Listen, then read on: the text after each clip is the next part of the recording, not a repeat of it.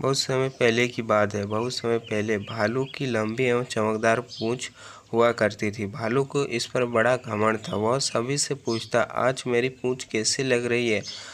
अब कोई भला भालू से पंगा कैसे लेता। इसकी बड़ी कदकाठी और पंजे देखकर हर कोई कहता, बहुत सुंदर, बहुत सुंदर। भालू दिन भर अपनी पूंछ की प्रशंसा सुनता रहता था।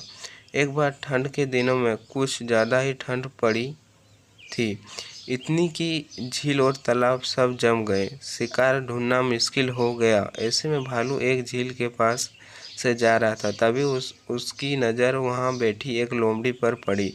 लोमड़ी के पास मछलियों का ढेर लगा था। यह देखकर भालू के मुंह में पानी आ गया। लोमड़ी चालाक थी। उसने समझ लिया कि भालू को भूख लगी है और मछलियों को देखकर उसकी नज़र खराब हो गई है। मछलियाँ कहाँ से पाई? भालू बोला, तुम्हारे पास मछली पकड़ने का कांटा तो है ही नहीं, फिर तुमने यह मछलियाँ कैसे पकड़ी? लोमड़ी चालाकी से बोली, मैंने अपनी पूंछ की मदद से यह सारी मछलियाँ पकड़ी है।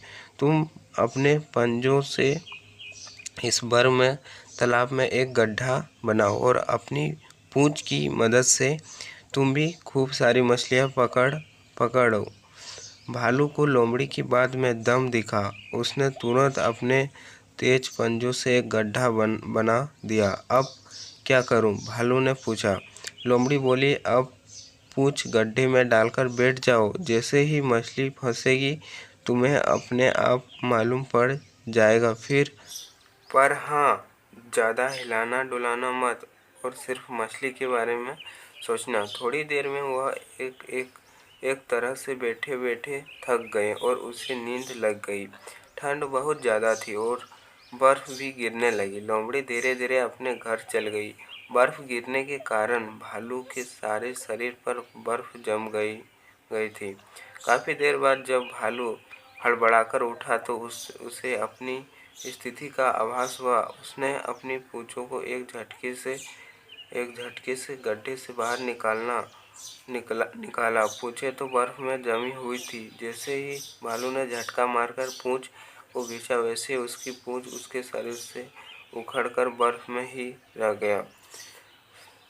वह चिल्लाया, अरे मेरी पूंछ कहाँ गई?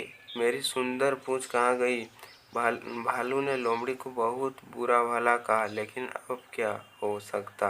अब तो भालू अपनी प्यारी और सुंदर पूंछ गंवा चुका था और ऐसा भालू की बेवकूफ़ी और घमंड की वजह से हुआ था। इसलिए कहते हैं, सुंदरता पर मत इतराओ और अकल से काम लो।